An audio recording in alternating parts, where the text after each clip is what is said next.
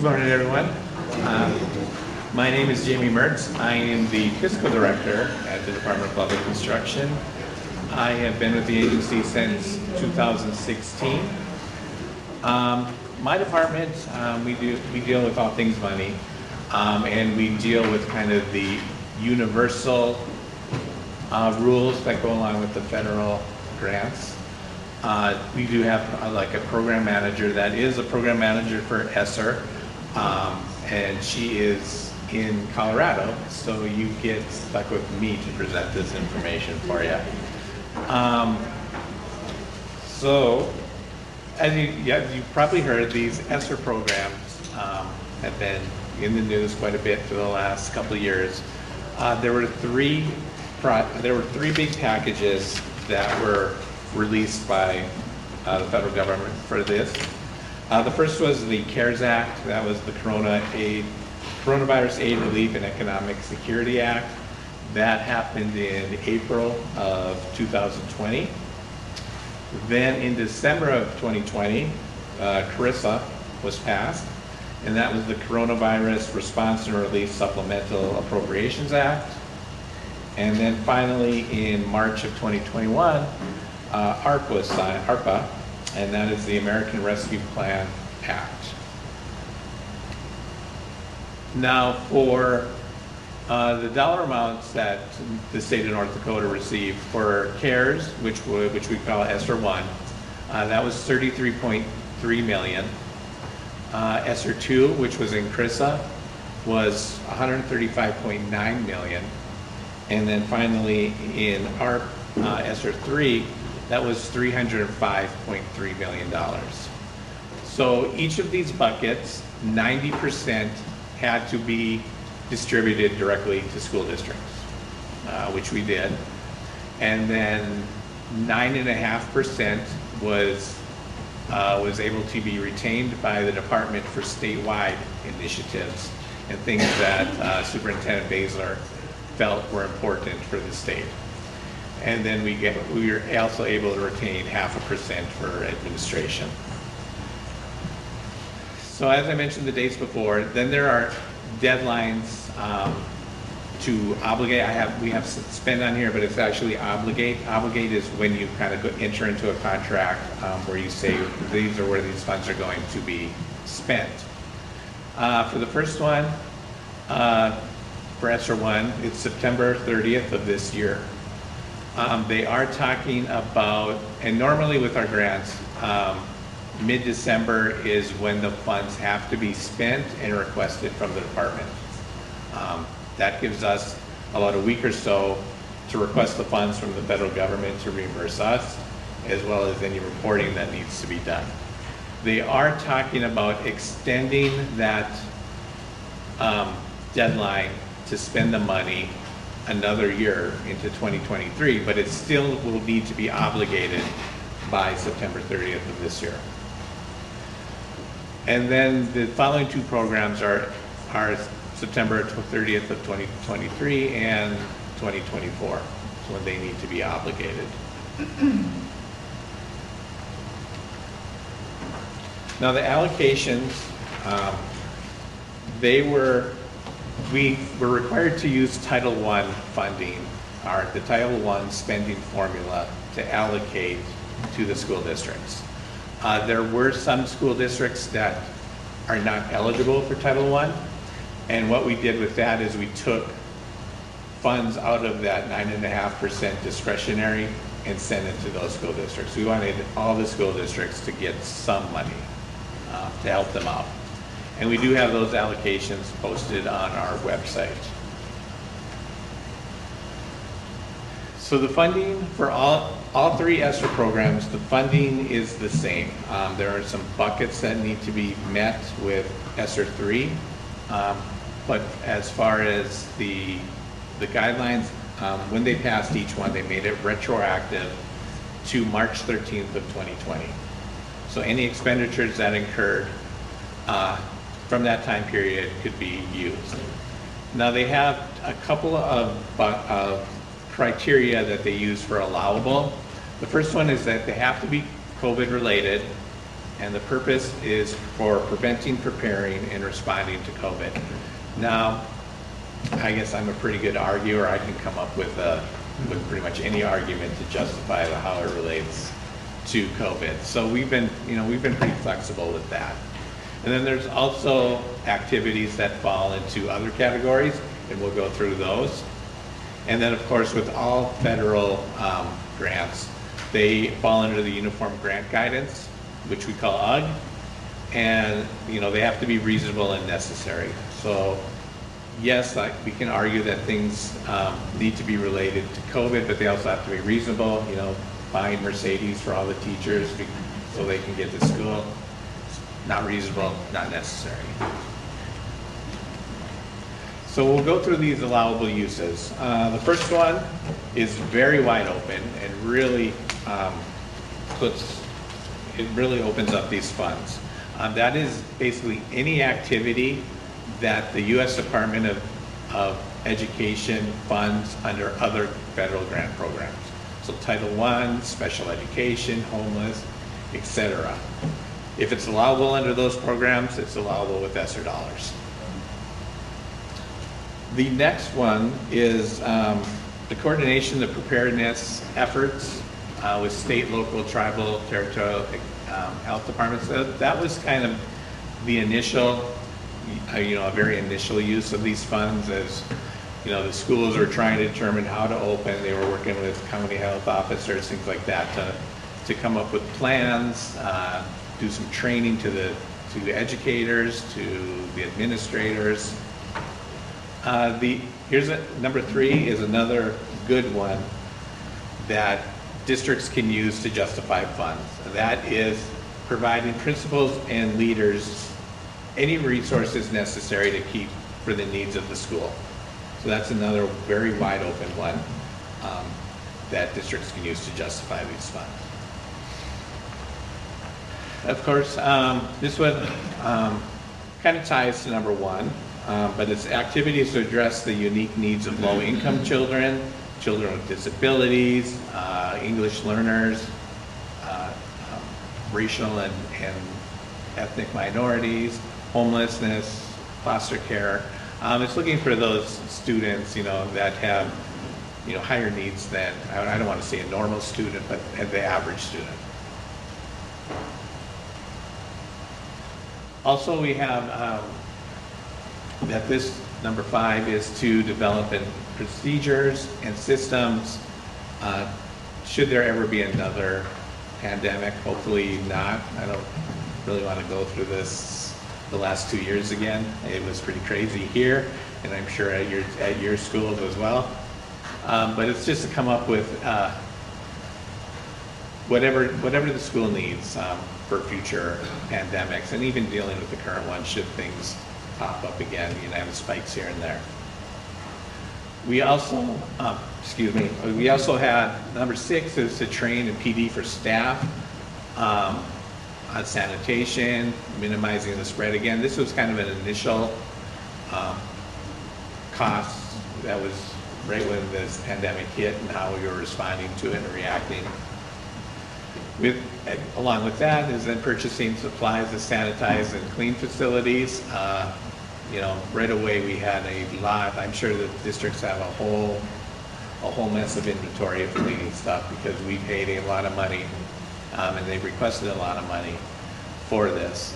Then they updated their cleaning equipment. I know there was changes to like flooring. Flooring was a big one. A lot of converting to tile since it's so much easier to clean than carpets. Number 8 was planning for long-term closures, how to provide meals to students, how to provide technology to those students who did not have, might not have access to Wi-Fi, to laptops, things like that. How to do things with, individuals with disabilities, Education Act, how those special needs children, what are they going to need to continue learning, and any services. I don't think your mic's on, Jamie. My light's green. Am I too far away? Yeah. Okay, thanks.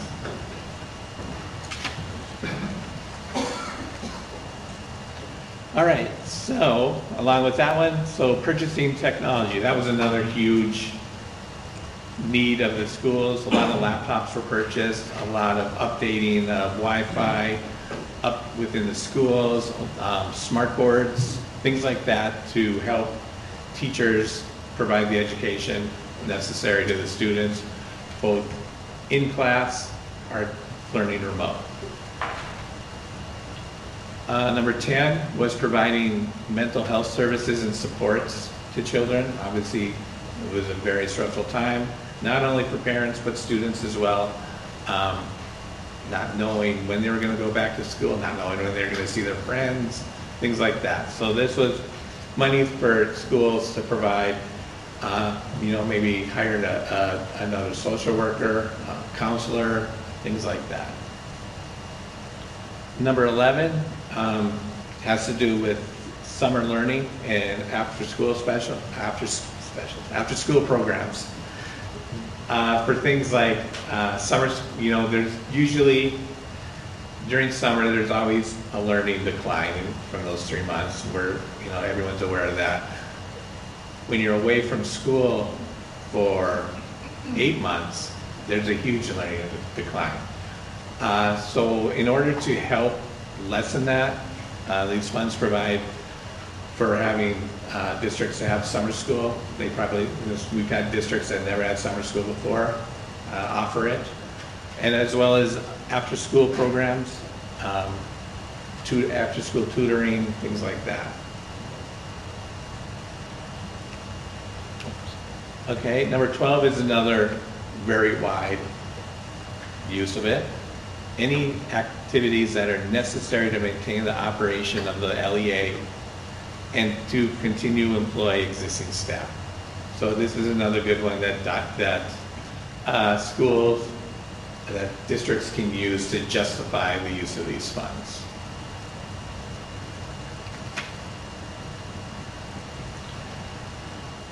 Number 13 is addressing learning loss. Now there is a minimum or requirement of this with ESSER 3 funds that the districts have to spend funds in this bucket. There was also a requirement with ESSER 2, except there was no minimum amount that was needed to be spent. So this, this can do with PD, it can be purchasing new curriculum, it can be hiring additional teachers, aides, things like that, to help with minimize any learning loss that the students have had during the last couple of years.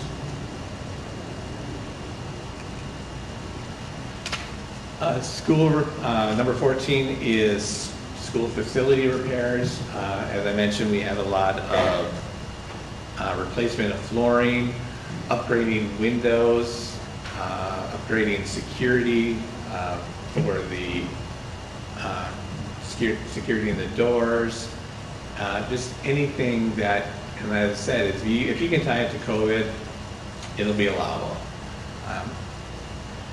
Along with that, then we also had inspection and testing of indoor maintenance and repair of indoor air. That was a big one during this last couple of years. We had a lot of requests for funds for that. So a lot of schools now have much more efficient, much more that are better at cleaning the air, a lot more healthy environment for the students. Number 16 is another kind of training for developing protocol strategies to align with CDC opening. So this was, the schools have been open for a while now. This was one that was early during the pandemic. We're not seeing a lot of that anymore. So additional pay was also allowed. It had to be a bonus, like it could be a retention bonus. It can be used for a recruitment bonus. It could be used for just additional pay for those teachers that outside of their normal contract time. That may have been some extra tutoring, things like that. I know in some of the smaller schools, some of the teachers helped out cleaning.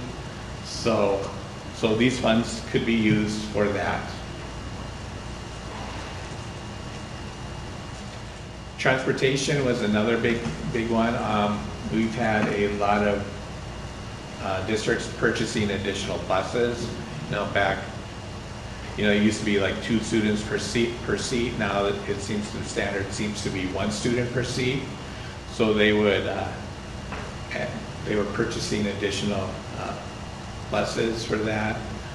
I think some of them even purchased just new vehicle, just another vehicle, because during the time that students were being educated at home, schools were also running meals to them. There were things like that. So these funds could be used for those purposes. 19 is instructional materials and curriculum and any related professional development. This kind of goes back to the learning loss. If there's any new curriculum that maybe the school wanted before but maybe couldn't afford, now's their opportunity to use these funds for that. Update textbooks, what have you, whatever they need to kind of advance the learning that is provided. Acquisition of real property and modular classrooms. This one has been kind of a touchy one. There is, and I'll go along with construction and renovation. When you use federal funds for things like these, there are a lot of rules that go with it. Davis-Bacon Act, environmental studies, historical studies need to be done. So what we kind of, I should say we recommended. One is I know some of the outside sources have been saying to use your normal funds for things like these, and then use like your ESSER funds to use for those things that those normal funds usually were paying. So like pull a few salaries, maintenance, things like that. That way you just, excuse me, that way you're just not dealing with all those federal rules that go along. And if you use federal, say you built a school or added onto a school and you use federal dollars, you now have to report to the federal government every year on that school, what shape it's in, how it's being used. And I know a lot of districts, they don't have time to do that. I don't have time to do that. So as I said, we recommended not using it. And I should say, there was some construction that was used. Say they added on to a building and updated things. Those were okay. It was kind of the brand new construction of using it to build a school that, I know we even had a district that asked if they could just buy land and use it for future purposes, and that's obviously not the point of these funds. Another one, 22, was budgetary shortfalls. We really didn't experience that in North Dakota since the legislature, they actually increased the state funding for districts. There might have been a district here and there that might have had some shortfalls, but for the most part, North Dakota did not run into this issue.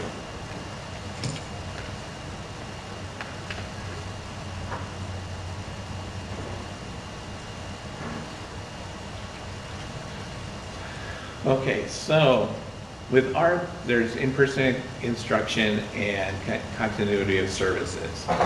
So these plans, they had to be approved by the Department of Public Instruction, and they needed to be posted to the district's website.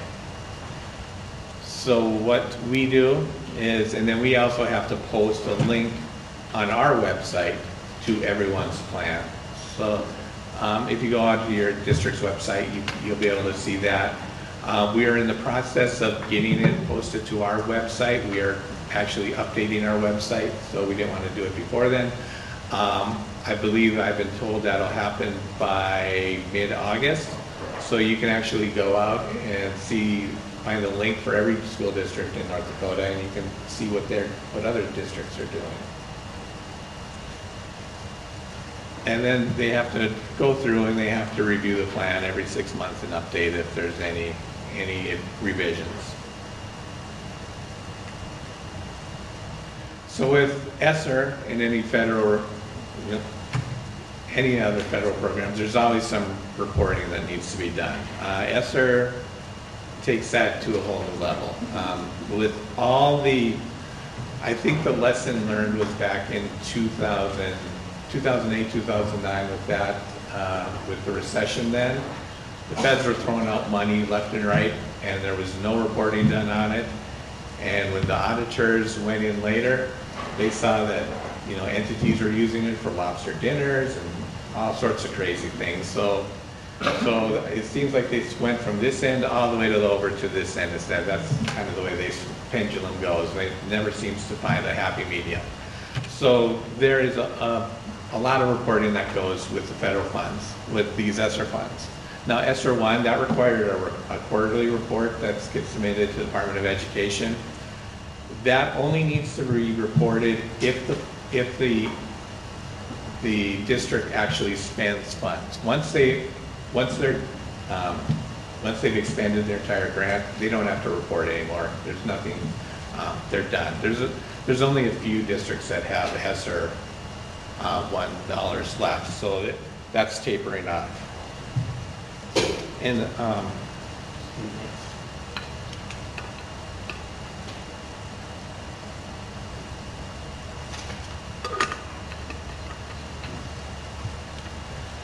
now with ESSER 2 and 3, those are annual reports, and there's one that's required by the feds, and there's one that's required by the state legislature, because the legislature wants to know how our district's spending this money, particularly on learning loss, things like that. They want to make sure that districts are spending the money appropriately.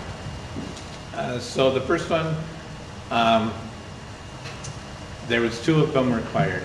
So the first one was done. There's a couple of narratives. Then there's information on learning loss for specific subgroups.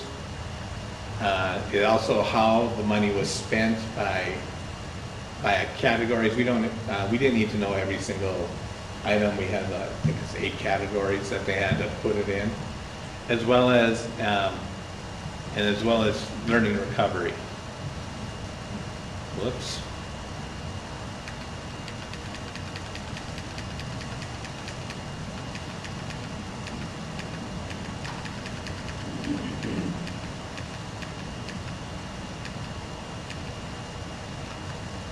Sorry about that. And then there's also, as I mentioned, a report required by the federal government. Now this one has been pretty frustrating to the to our people and as well as the districts, because it seemed the Department of Education was very delayed in getting us the information that they wanted to be requested from the districts, as well as then they changed their mind a couple times. So they kept pushing the date back. So it was a little difficult, because by the time the districts were reporting this information, it had happened a year ago. So I know we voiced our opinion to the Department of Education that they need to. It should be a lot closer to when the districts are done with their year end, so that information is fresh in their mind. It's easier to fill out these reports.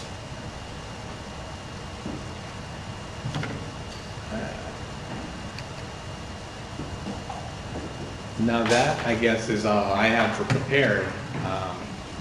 Is there any questions with ESSER? I know it's a lot of money. I know districts are doing their best. There's supply chain issues out there that they've had to deal with, a whole bunch of rising costs with inflation. But I think the districts overall are doing a really good job managing these funds, spending them appropriately. addressing the issues that need to be addressed. I have a concern, I guess.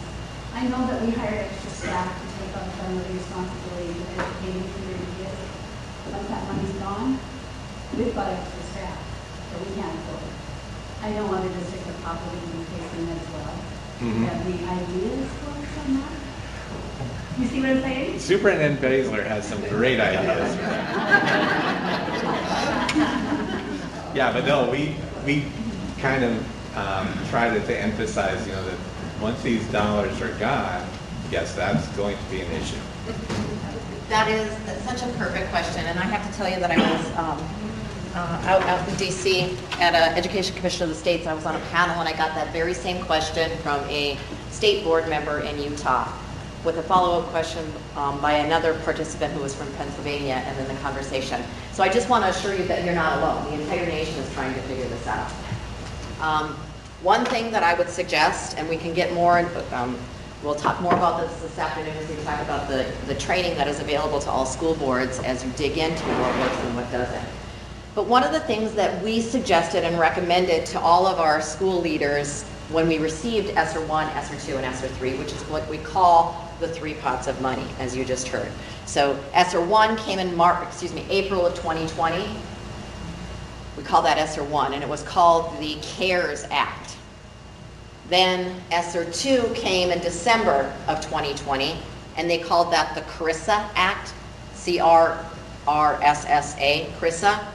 And then ESSER 3 came in March of 2021, and that's the ARPA Act. In each of those COVID relief packages from the federal government, within each one of that federal law, there was something called elementary, secondary, school emergency relief. So ESSER funds were in each one of those 3 different acts, ESSER 1, ESSER 2, ESSER 3. That's why you have the 3 different deadlines, because they came from different packages approved by DC. What that ended up to be, just in nuts and bolts, it's over $400 million that came for just K-12, just K through 12. We needed to deliver that out to you guys, so you guys are the deliverers and decision makers for over $400 million of funding in our school. What we recommended to our school districts was use the first pot of money, your first third of that $400 million, whatever share you got. Use that first third to do what you know works. Get it out there. First, get kids back in school, because we know that works. Do what you know works. If summer school has had good results, and you've had 50 kids in summer school, get 100 kids in summer school. If you have after-school programming and high-impact tutoring in 3 of your elementary schools, get it in 6. Double down on doing what you know works. That's what we ask the people to use their first third of their money on. The second third of the money, we said, try things you've always wanted to try because you think it's going to have an impact on student learning, and see if it works. Try things you've always wanted to try but never had money to do it. The third, as we're winding up to 2024, 2025, use that last third of your money to spend on things that have worked. Get rid of what didn't. Use your data. Ask your school leaders what worked, what had an impact, and use that 1/3 of your money. So to the people that have hired staff, don't just add on and say, well, we've had these employees, we've had this staff, and we need to add more. Use the last 2 years of the COVID funding to analyze which programs and which people had the biggest impact. You are going to need to make some tough decisions and say, this program didn't work, they're really great people, but it didn't have an impact on our students' reading scores or our students' math scores. That's the approach that we're using at the department. The department had 10% set aside, so we had just over $30 million to spend on statewide programs. We're doing the same thing. Our first year, we doubled down on the programs that we knew worked. The second year, we're trying some things we've always wanted to do and never had money to do it. And we will spend this last 2 years eliminating the things and then looking at our other federal programs and our other state programs. And so as you figured out, after you figured out what it is that you know works in your district, then figure out what other remaining funding streams can be used for that. Oh, Title II can be used for that. Oh, Title I can be used for that. That's why you hire a superintendent and a business manager. But you as board leaders can ask them to look at things like what other revenue sources, what other funding streams is this program eligible for? If it works, we got to figure out how to use it. So then blend and braid your funding with allowable legal uses. Your superintendent, your business manager will know those things. But it's up to you to ask the questions of them to say what worked for our goals, for our student achievement, what helped. And you are going to have to make some decisions to say we're not going to do that program anymore because it may have worked for the school district down the road, but our students have a different demography, they have a different background, they have different needs. Winter has shift work. I'm not sure, Flasher does not. Flasher's my hometown. So it's going to be different for each of you, but it's your job to just kind of keep your eye on the ball and do that. So there are other resources, but yes, most school districts, most superintendents come in and say, this is the budget, this is what we did last year, so we'll do the same thing. I'll kind of build the same budget again, but I need more. When you have less money, even you as your own individual household say, okay, what do we need and what is having a positive impact on my family's finances, family's health and well-being, family success, and what is it? And then with less money, you have to start thinking about some things that you're going to do without, but you're going to spend on this because it's really good for your kids. So that's my suggestion of, yes, this is money that has gotten us to recover, but it is an opportunity to really, if you as board members, and work with your superintendent and your business manager to say truly what's the data that works, and then build it that way.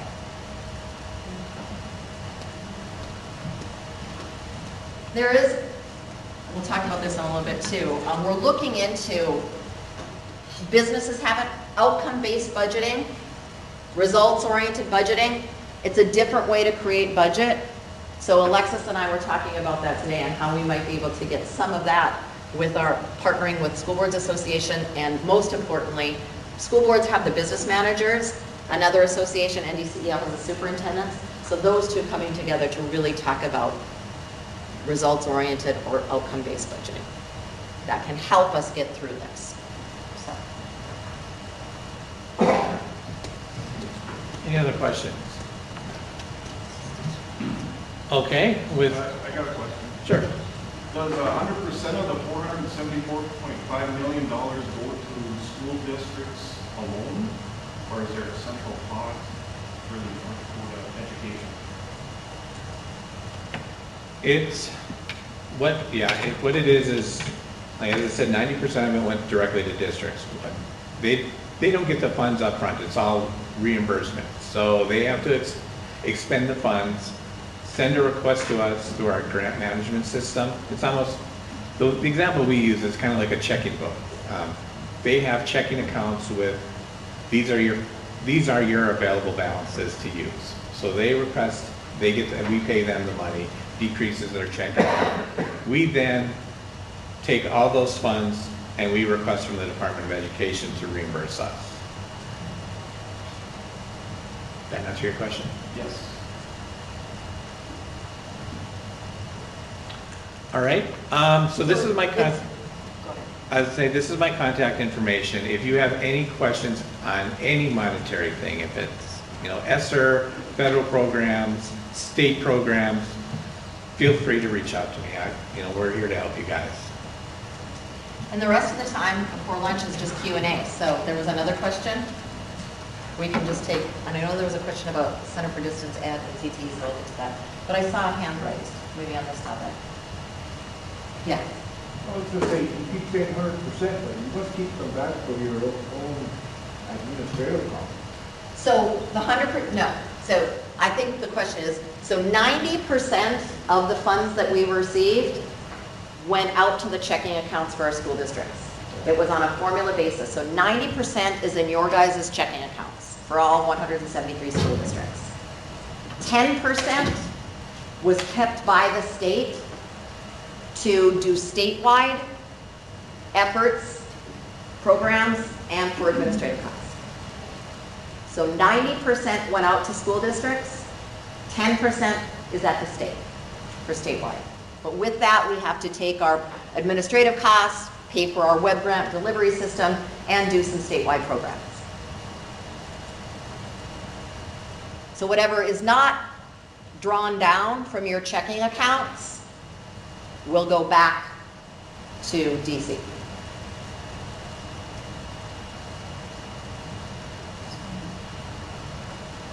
So can you tell me what your question about? Oh, yes. So, my question was, how did North Dakota Center for Distance Ed, how does that play into Choice Ready? So, at home right now, our youngest daughter is taking AP English through North Dakota CE, right? Okay. And she was able to do that because COVID changed the parameters in which you can enroll in the programs, right? And so we just got a message saying that they're changing those parameters back again. So she's not a student who's needing credit. She's not a student who needs to do credit recovery or anything of that sort. It just eases up her schedule so she can take more theater and drama and those kinds of things during the school year. And so that was a really wonderful way for her to extend what she can do. And so I was when Roy was talking about that, I just thought NDCEE is such a great program and such a great tool for kiddos to have that online experience. Sure. But if they're changing the parameters, I don't know exactly how they're changing the parameters, but I know it won't be open to her like next summer if she wants to take a class. So I know what you're saying, and I'm making some assumptions. If you don't mind asking, so where did she got notification that the parameters were being changed? Yeah, in an email. And from who?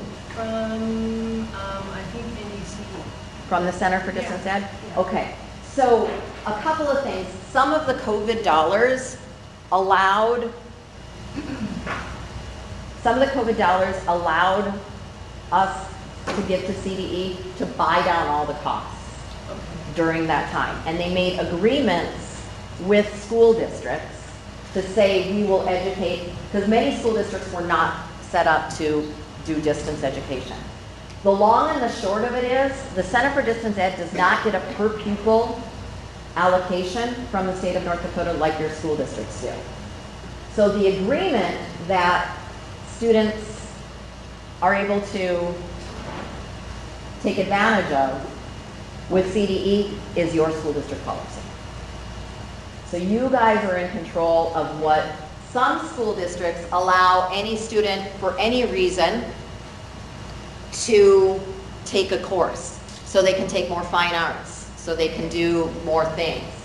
Some school districts' policy says you can only take a class from CDE if an equivalent is not offered in our home district. So your school district policy, and then like if a school district's policy is wide open and says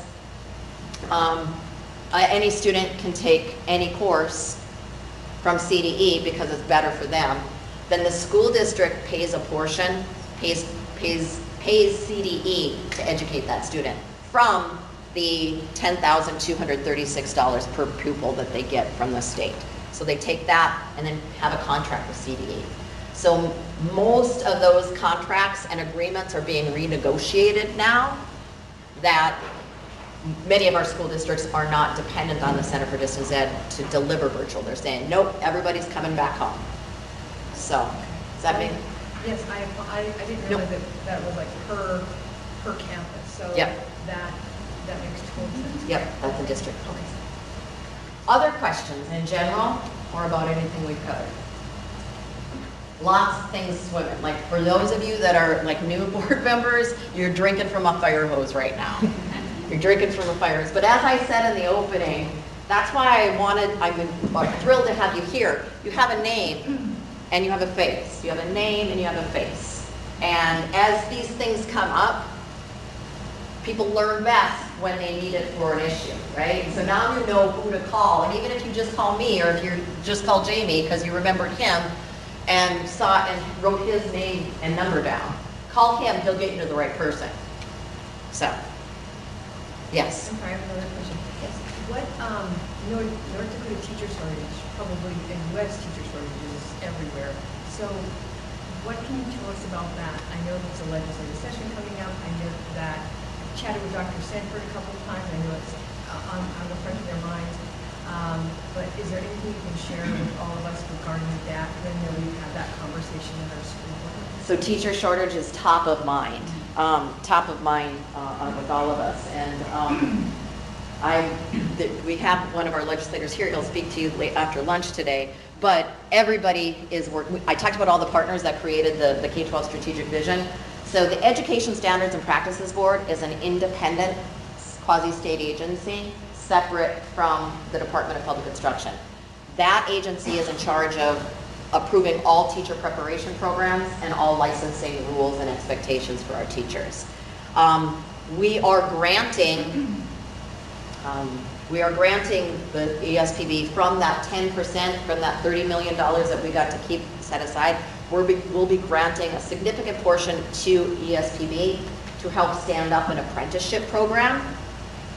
And so what that would mean is your paraprofessionals, your student aides, your teacher aides that are in your school district, if they would want to get a teaching degree, Minot is offering a program, so is the University of Mary. There are others that are looking into it, like Valley City, where they can stay working as your teacher's aide in your community. You're not going to lose an employee while they're getting a teaching degree and get paid.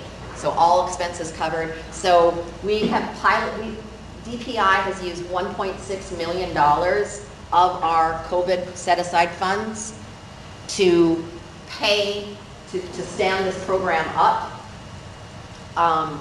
And right now we have 72 teachers' aides, paraprofessionals, that are in these programs. We graduated our first cohort. They were all special education teachers. Minot State graduated 12 new special education teachers who were formerly teachers' aides this last spring.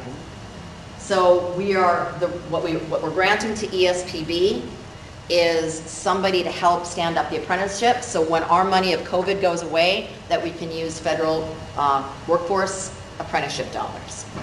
So those are some things that we're doing. I mean, I really think the key is to get the people that are already in your communities who know that they like being a teacher's aide, but can't leave and go to Minot or Valley City to get a college degree. We get those. So we're working on that. ESPB, this is a little out of my swim lane because Dr. Pitkin is the executive director and she could rattle off all the things to make it easier you would be able to share a lot. She done a lot of things, the ESPB board. Do you want to speak? Do you want to talk? No, go ahead. Okay. So they have done a lot of things to ease the burden to get a teacher's license. Military spouses that come in, if you're licensed in another state as a teacher, the bureaucracy of getting a North Dakota teacher license, transition to teaching that allows us to, if you have a 4-year degree in something else and you want to become a teacher, Valley City's been offering a transition to teaching so you can become a teacher as a second career or a third career. What else? Who's the person to talk to about this paraprofessionals becoming teachers? Who's the one person that I can call and talk about? Assistant Superintendent Lorena. Perfect. Thank you. Yes. So lots and lots.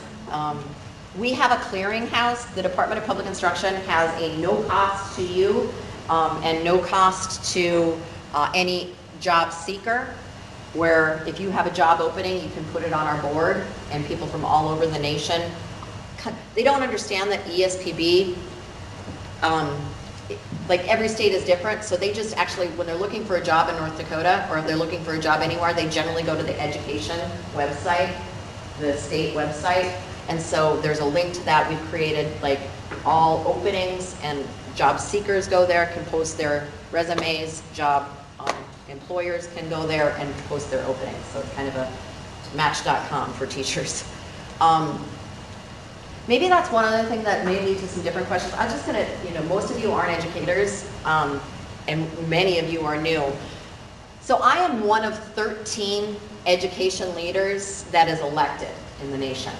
So I'm an elected position. I was first elected in 2012, re-elected in 2016, and then again in 2020. I served 4-year terms. There's no term limits in the state of North Dakota for any elected office.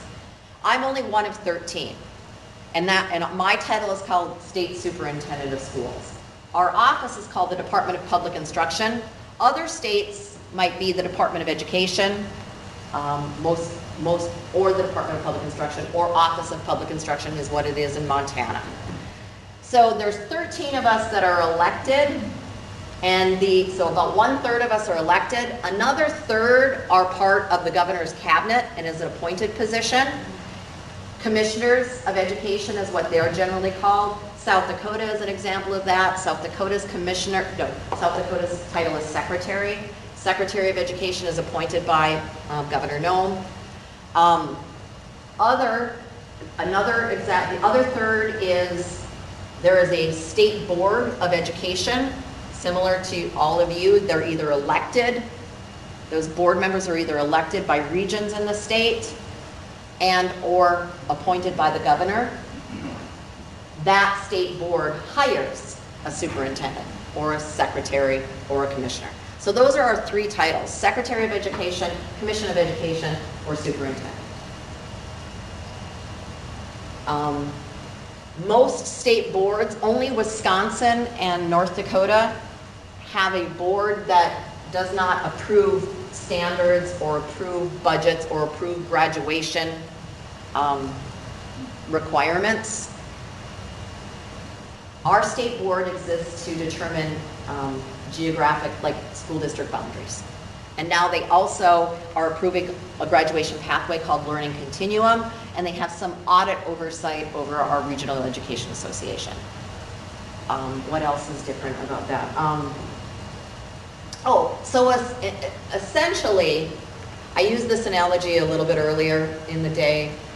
Since in the absence of a state board like Montana has, or South Dakota, or even Wyoming has, who has elected superintendents, in the absence of that board making budget decisions and approving policies, the legislature acts as my board. So just like you all as boards approve the budget and approve the policies that you ask your superintendent to implement, that's a similar relationship that I have with our legislature. The legislature convenes every 2 years, tells me what needs to get done in our schools, what the expectations are for graduation, and then they tell me how much money we have to do that and what I need to do with it. So that's just a little bit different. As you're going to national conventions or you're reading things on social media about what other states are doing, just kind of some different context for you too. Which really empowers our local boards with the most authority that I've really seen. The legislature just convenes every 2 years and says, state superintendent, get that out there. And here's our list of expectations from the legislature that we want.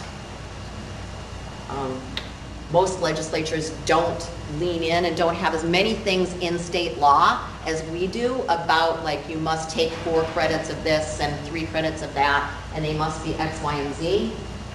That is in our state law because that power has not been abdicated to a state board that is appointed by a governor. Our legislature has chosen to maintain the authority over that.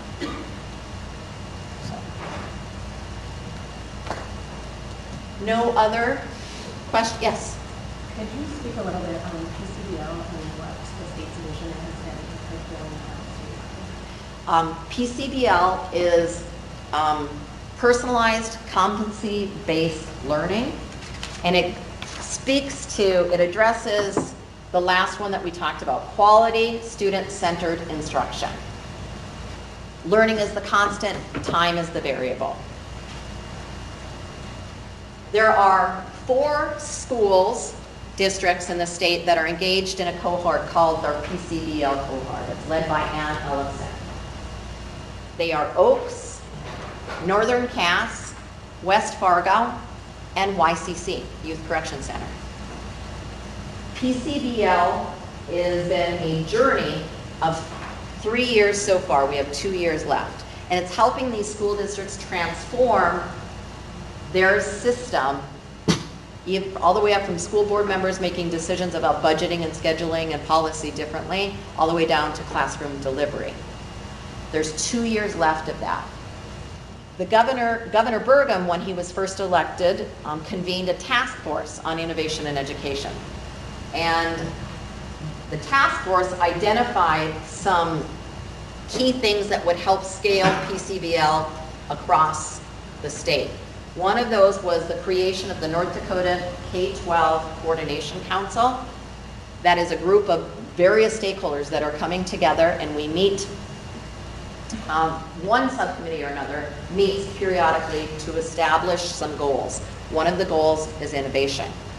We are using some of our COVID set-aside dollars to train more trainers to scale that PCBL work out to other school districts.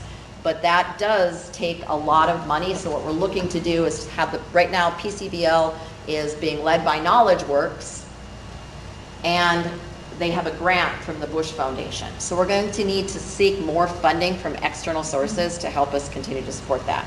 But the K-12 Coordination Council is one thing that came out of the PCBL work.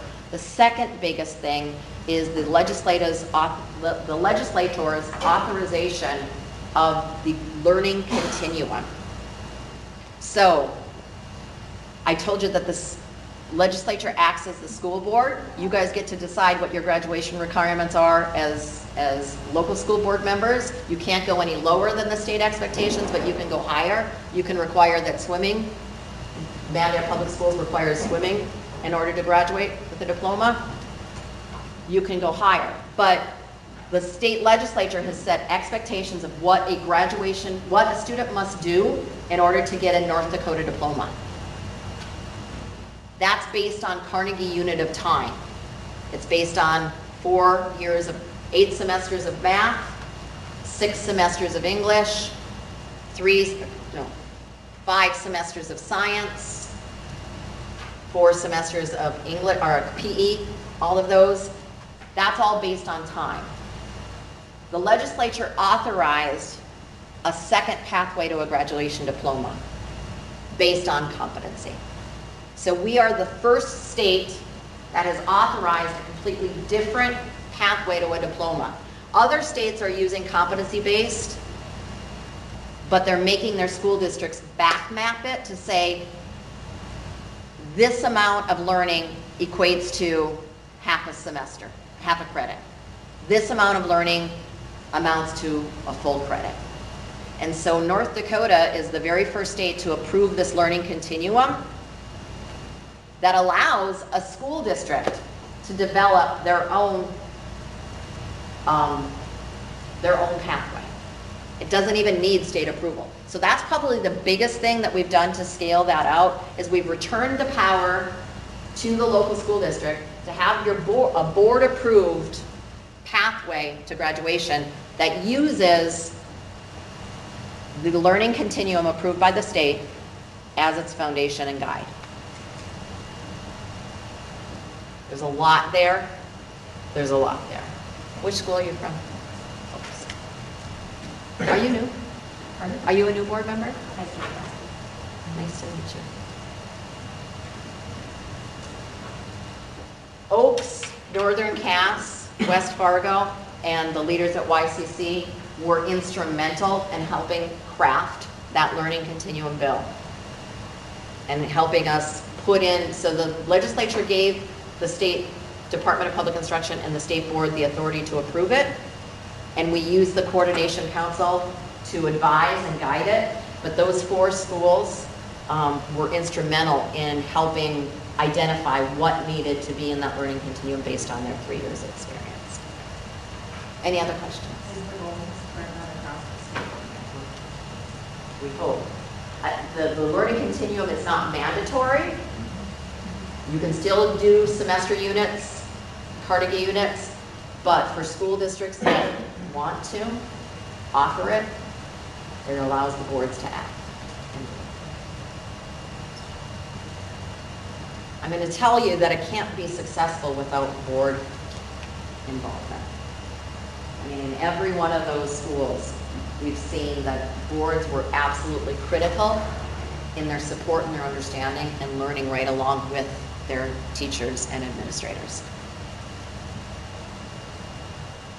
My time as a school board member is the time that I was really, I understood, so my background was, I was a teacher's aide.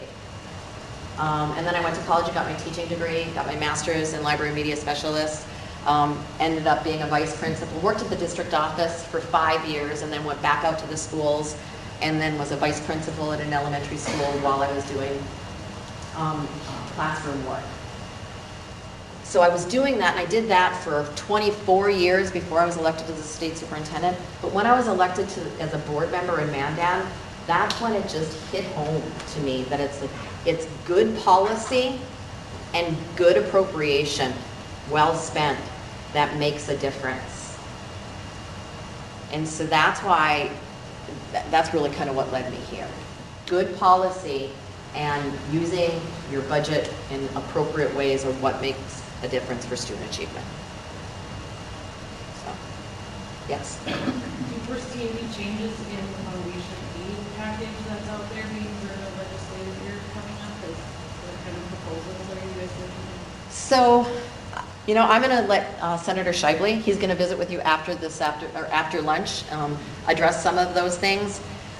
He is our champion and our advocate. I'll do a formal introduction of him, but he will have some better insight. He has chaired the interim funding, education K-12 funding policy committee. What is it? Interim, K-12 interim funding committee. And he's the chair of our Senate education committee during the regular session.